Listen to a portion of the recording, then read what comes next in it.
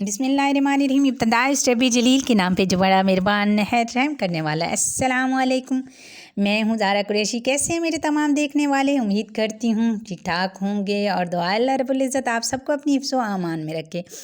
मुअज़्ज़िज़ नाज़रीन, इस्लाम में जब 4 शादियों की इजाज़त है तो हज़रत फ़ातिमा रज़ी अल्लाह ताला अन्हा की ज़िंदगी में हज़रत अली रज़ी अल्लाह ताला अन्हो ने अबू जहल की बेटी जवेरिया को निकाह का पैगाम भेजा, यानी कि दूसरी शादी करना चाही थी। तो रसूल सल्लल्लाहु अलैहि वसल्लम ने हज़रत अली रज़ी अल्लाह ताला अन्हो को क्यों रोक दिया, हालांकि अबू जहल की बेटी जवेरिया इस्लाम ला चुकी थी। नाज़रीन इकराम, अबू जहल की बेटी जवेरिया से हज़रत अली रज़ी अल्लाह ताला अन्हो की शादी का ये वाक़या हदीस की किताब बुखारी शरीफ में मिलता है कि हज़रत अली रज़ी अल्लाह ताला अन्हो ने हज़रत फ़ातिमा रज़ी अल्लाह ताला अन्हा की मौजूदगी में हज़रत जवेरिया रज़ी अल्लाह ताला अन्हा से, जो कि अबू जहल की बेटी थी, शादी करने का इरादा किया। तो हज़रत फ़ातिमा रज़ी अल्लाह ताला अन्हा को पता चला तो उन्होंने हज़ूर नबी करीम सल्लल्लाहु अलैहि वसल्लम से शिकायत की। तफसील इस किस्से की ये है कि फ़तह मक्का के बाद जब अबू जहल का ख़ानदान मुसलमान हो गया तो हज़रत अली रज़ी अल्लाह ताला अन्हो ने उसकी बेटी से, जिसका नाम किसी ने जवेरिया, किसी ने गफ़ूरा और किसी ने जमीला बयान किया है, निकाह करना चाहा। लड़की के ख़ानदान वालों ने कहा कि हम रसूल सल्लल्लाहु अलैहि वसल्लम की बेटी पर अपनी बेटी नहीं देंगे जब तक आप सल्लल्लाहु अलैहि वसल्लम से पूछ ना लें। उन्होंने इसका ज़िक्र हज़ूर नबी करीम सल्लल्लाहु अलैहि वसल्लम से किया। एक रवायात की रूह से ख़ुद हज़रत अली रज़ी अल्लाह ताला अन्हो ने भी अशारतन हज़ूर सल्लल्लाहु अलैहि वसल्लम से इजाज़त तलब की।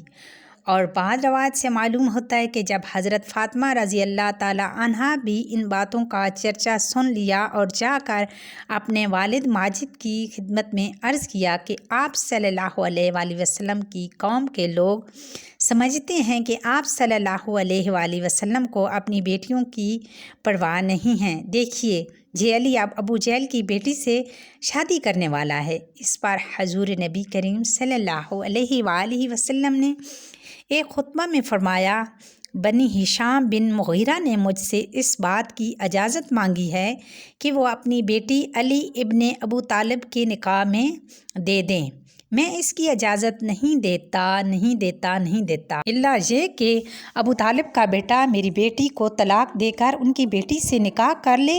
मेरी बेटी मेरा टुकड़ा है, जो कुछ इसको नागवार गुज़रेगा मुझे नागवार गुज़रेगा, और जो चीज़ उसे तकलीफ़ देगी वो मुझे तकलीफ़ देगी। मैं हलाल को हराम और हराम को हलाल नहीं करता, मगर खुदा की कसम, अल्लाह के रसूल की बेटी और अल्लाह के रसूल के दुश्मन की बेटी एक जगह जमा नहीं हो सकती। एक रवायत में है कि आप सल्लल्लाहु अलैहि वसल्लम ने फरमाया कि फ़ातिमा मुझसे है और मैं डरता हूँ कि वो कहीं अपने दीन के मामले में फ़ितने में ना पड़ जाए। इस वाक़े पर आदमी को ये शुबा लाहक हो सकता है कि रसूल करीम सल्लल्लाहु अलैहि वसल्लम ने ख़ुद भी बहुत सी शादियाँ कीं और आम लोगों को भी चाहिए कि 4 बीवियाँ बहवक्त रखने की इजाज़त दें, मगर ख़ुद अपनी बेटी पर एक सौतन का आना भी आप सल्लल्लाहु अलैहि वसल्लम को गवारा न। सौकन के आने से जो अज़ियत आप सल्लल्लाहु अलैहि वसल्लम की बेटी को और बेटी की खातिर ख़ुद आप सल्लल्लाहु अलैहि वसल्लम को हो सकती थी, और वही अज़ियत दूसरी औरतों और उनके माँ बाप को भी लाहक होती है।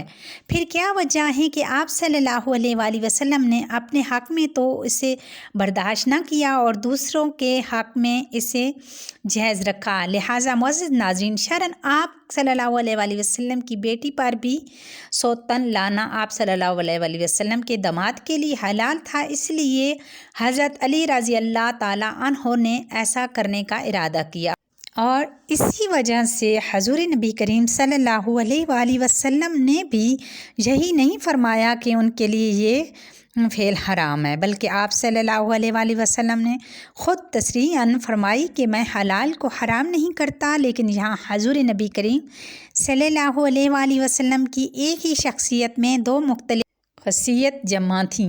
ایک خصیت میں آپ صلی اللہ علیہ وآلہ وسلم انسان تھے اور فطرتاً یہ ممکن نہ تھا کہ آپ صلی اللہ علیہ وآلہ وسلم کی صاحبزادی کے خرسوکن آنے سے تلخی پیدا ہو۔ اس کا تھوڑا یا بہت اثر آپ صلی اللہ علیہ وآلہ وسلم کی طبیعت پر نہ پڑے۔ دوسری حیثیت میں آپ صلی اللہ علیہ وآلہ وسلم اللہ کے رسول تھے اور رسول کی حیثیت سے آپ صلی اللہ علیہ وآلہ وسلم کا مقام یہ تھا کہ آپ کے ساتھ اگر کسی کے تعلقات خراب ہو جائیں اور کوئی شخص آپ کے لیے موجب اذیت بن جائے تو اس سے بچا جائے۔ اسی وجہ سے حضور نبی کریم صلی اللہ علیہ وآلہ وسلم نے حضرت علی رضی اللہ تعالیٰ عنہ کو بھی اور بنی ہشام بن مغیرہ کو بھی اس کام سے روک دیا، کیونکہ شرعاً یہ حلال تھا، مگر اس کے کرنے سے یہ اندیشہ تھا کہ یہ چیز حضرت علی رضی اللہ تعالیٰ عنہ اور ان کی دوسری بیوی اور اس کے خاندان والوں کی ایمان، ان کی عافیت کو خطرے میں ڈال دے گی۔ ایک اور بات جس کا حضور نبی کریم صلی اللہ علیہ وآلہ وسلم نے اپنے خطبے میں ذکر فرمایا وہ یہ تھا کہ بنی ہشام بن مغیرہ اسلام اور رسول صلی اللہ علیہ وآلہ وسلم کے بدترین دشمن رہ چکے تھے، اور فتح مکہ کے بعد تازہ ابھی مسلمان ہوئے تھے۔ خود اس طرح لڑکی کے باپ ابو جہل کے متعلق سب کو معلوم ہے کہ حضور نبی کریم صلی اللہ علیہ وآلہ وسلم کی دشمنی میں وہ تمام کفار سے بازی لے گیا تھا۔ یہ بھی واقعہ ہے کہ جنگ بدر میں وہ مسلمانوں کے ہاتھوں مارا گیا اور اس کا خاندان برسوں اس جذبہ انتقام میں تڑپتا رہا۔ اب یہ لوگ اسلام قبول کر چکے تھے، لیکن یہ تحقیق ہونا ابھی باقی تھی یہ قبول اسلام واقعہ پورے اخلاص اور قلوب مکمل تبدیلی کا ثمرہ ہے یا محض شکست کا نتیجہ۔ اس حالت میں اس خاندان کی لڑکی اور وہ بھی خاص ابو جہل کی بیٹی کا اس گھر میں سوکن بن کر پہنچ جانا جہاں رسول کریم صلی اللہ علیہ وآلہ وسلم کی صاحبزادی ملکہ بیت تھیں، بڑے فتنوں کا سبب بن سکتا تھا، کیونکہ ان لوگوں کی تعریف قلب تو کی جا سکتی تھی اور کی بھی گئی، لیکن اسلام کے ساتھ ان کے تعلق کا حال جب تک ٹھیک معلوم نہ ہو جائے انہیں عین خاندانی رسالت میں گھسا لینا اور خود رسول اکرم صلی اللہ علیہ وآلہ وسلم کی صاحبزادی کے بالمقابلہ کھڑا کرنا سخت نامناسب اور پرخطر تھا۔ اسی وجہ سے بھی حضور نبی کریم صلی اللہ علیہ وآلہ وسلم نے اس رشتے کو ناپسند کیا اور علن کہا کہ خدا کے رسول کی بیٹی اور خدا کے دشمن کی بیٹی ایک گھر میں جمع نہیں ہو سکتی۔ اسی بات کی طرف بھی آپ صلی اللہ علیہ وآلہ وسلم نے اشارہ فرما دیا کہ اس سے فاطمہ کے فتنے میں پڑنے کا اندیشہ ہے۔ بے شک یہاں پر اعتراض اٹھ سکتا ہے کہ ابو جہل کے خاندان سے ابو سفیان کا خاندان اسلام کی عداوت میں کچھ کم نہ تھا، پھر اگر ابو جہل کے خاندان کی لڑکی کا خانوادہ رسالت میں مجدعے فتنہ ہو سکتا تھا تو ابو سفیان کی صاحبزادی حضرت حبیبہ رضی اللہ تعالیٰ عنہا نبی کریم صلی اللہ علیہ وآلہ وسلم کی ازدواج مطہرات میں شامل ہو جانا کیوں خطرے سے خالی نہ تھا۔ لیکن دونوں کے حالات کا فرق نگاہ میں ہو تو یہ اعتراض آپ ختم ہو جاتا ہے۔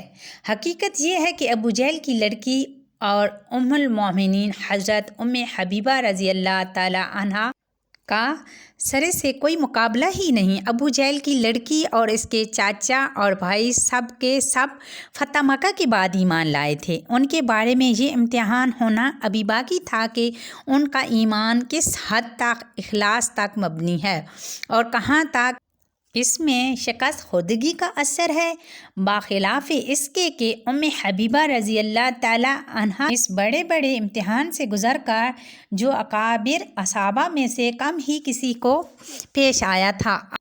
آپ نے کمال اخلاص اور اپنی صداقت ایمانی کا پورا ثبوت دے چکی تھیں۔ انہوں نے دین کی خاطر وہ قربانیاں دی تھیں جن کی نظیر مشکل ہی سے کہیں اور نظر آ سکتی ہے۔ ذرا غور کیجیے، ابو سفیان کی بیٹی ہند بنت عتبہ مشہور ہندا جگر خور کے لخت جگر جس کی پھوپھی وہ عورت تھی جس سے قرآن مجید میں حمالۃ الحطب کا خطاب دیا گیا ہے، جس کا نانا عتبہ بن ربیعہ نبی کریم صلی اللہ علیہ وآلہ وسلم کا بدترین دشمن تھا۔ اس خاندان سے اور اس ماحول سے نکل کر وہ حضرت عمر رضی اللہ تعالیٰ عنہ اور حضرت حمزہ رضی اللہ تعالیٰ عنہ سے بھی پہلے ایمان لائی ہیں۔ اپنے شوہر کو مسلمان کرتی ہیں، خاندان والوں کے ظلم و ستم سے تنگ آ کر ہاجرین حبشہ کے ساتھ ہجرت کر جاتی ہیں۔ حبش جا کر شوہر عیسائی ہو جاتا ہے اور دین کی خاطر اس کو بھی چھوڑ دیتی ہیں۔ غریب الوطنی کی حالت میں تنہا ایک چھوٹی سی بچی کے ساتھ رہ جاتی ہیں اور ان کی عزم ایمانی میں ذرا برابر تو نزول نہیں آتا۔ کئی برس اس حالت میں گزر جاتے ہیں اور ایک بے سہارا خاتون دیار غیر میں ہر طرح کی مصائب جھیل کر یہ ثابت کر دیتی ہیں کہ دین کو جس پائے خلوص، جس مرتبے کی سیرت اور جس درجے کا کردار مطلوب ہے وہ سب یہاں موجود ہے۔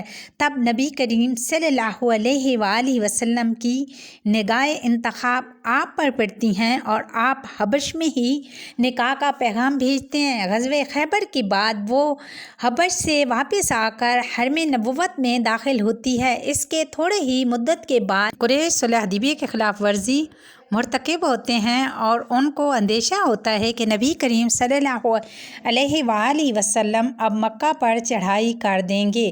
اس موقع پر ابو سفیان صلح کی بات چیت کے لیے مدینے آتا ہے اور اس امید پر بیٹی کے ہاں پہنچتا ہے کہ اس کے ذریعے صلح کی شرائط طے کرنے میں سہولت ہوگی۔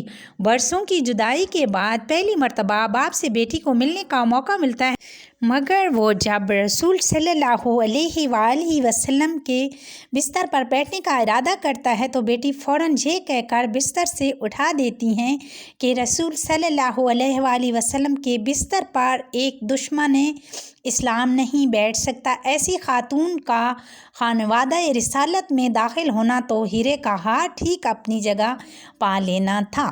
اس سے کسی فتنے کے رونما ہونے کا کوئی بھی بعید ترین امکان کیا وہم بھی نہ ہو سکتا تھا۔ البتہ اس لڑکی کا اس خاندان میں آنا ضرور فتنے کا باعث ہو سکتا تھا، جس سے اور جس کے خاندان کو صرف فتح نے اسلام میں داخل کیا تھا اور اسلام میں آتے ہوئے ابھی چند مہینے ہی ہوئے تھے، اس کے بارے میں یہ سوال پیدا ہو سکتا تھا کہ اسلام اور نبی کریم صلی اللہ علیہ وآلہ وسلم کی عداوت کے اثرات سے اس کا اور اس کے خاندان والوں کا دل پوری طرح پاک ہوا ہے یا نہیں۔ معزز ناظرین، سیدہ فاطمہ رضی اللہ تعالیٰ عنہا حضور نبی کریم صلی اللہ علیہ وآلہ وسلم کی سب سے چھوٹی صاحبزادی ہے۔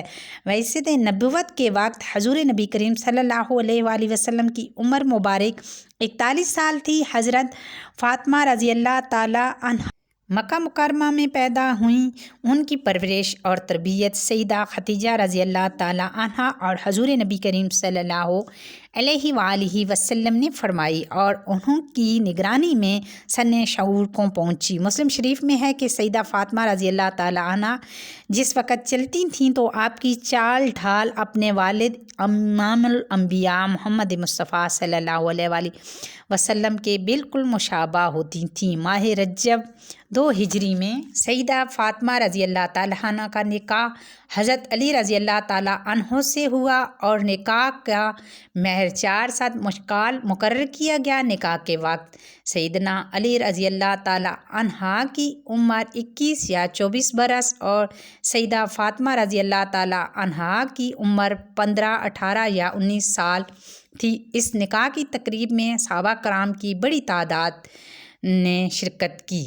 سیدنا ابو بکر صدیق رضی اللہ تعالیٰ عنہ، سیدنا عمر فاروق رضی اللہ تعالیٰ عنہ، سیدنا عثمان غنی رضی اللہ تعالیٰ عنہ اور دیگر صحابہ شامل تھے۔ حضور نبی کریم صلی اللہ علیہ وسلم نے فرمایا کہ فاطمہ جنت کی عورتوں کی سردار ہے، بلکہ آپ صلی اللہ علیہ وسلم کا فرمان ہے کہ فاطمہ میرے جگر کا ٹکڑا ہے، جس نے اسے تنگ کیا اس نے مجھے تنگ کیا، اور جس نے مجھے تنگ کیا اس نے اللہ کو تنگ کیا، جس نے اللہ کو تنگ کیا اور قریب ہے کہ اللہ تعالیٰ اس کا مواخذہ کرے۔ ہماری دعا ہے کہ تمام تمام مسلمان عورتوں کو حضرت فاطمہ رضی اللہ تعالیٰ عنہا کے نقش قدم پر چلائے اور ہم سب کو دین اسلام کی صحیح سمجھ عطا فرمائے، آمین ثم آمین۔ اسی دعا کے ساتھ اجازت چاہتی ہوں۔ امید ہے آج کی ویڈیو پسند آئی ہوگی۔